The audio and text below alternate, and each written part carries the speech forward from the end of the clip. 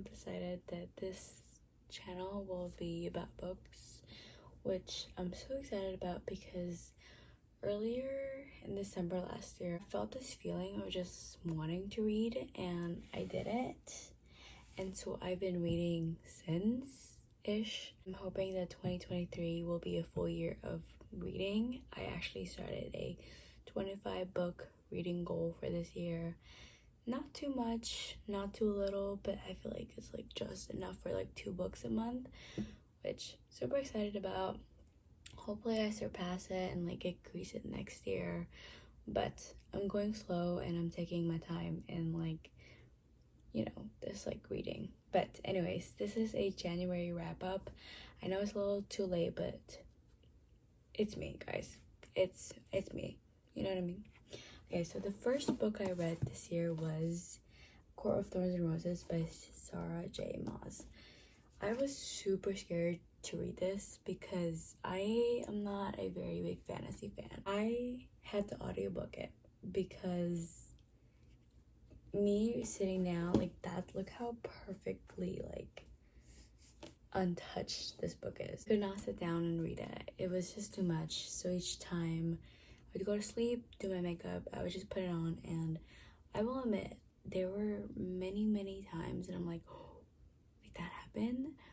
And so this was definitely a 3 out of 5. So this story is about Farah, and she basically accidentally kills a fairy, and then she gets tucked away in like his castle, the whole Shazam of like Beauty and the Beast type of thing. Which I first read this and I was like, oh, this is something like Beauty and the Beast stuff, and I'm like, I don't know if I'm interested, but there's definitely a lot of battles. A lot of people say it's a romance book. It wasn't.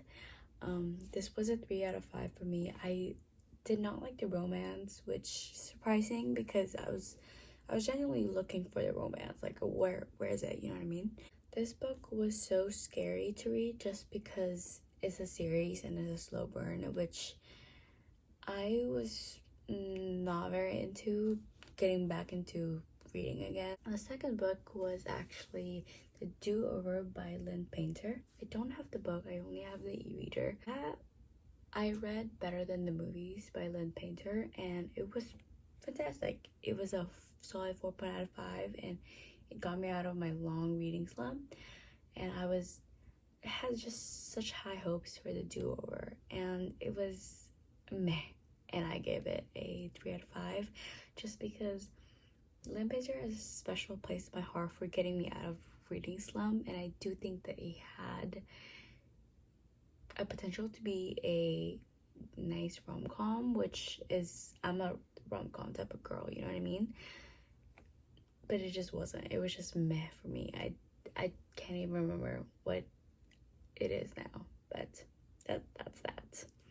And then the last book that I read for January is Alice Feeney by Rock Paper Scissors.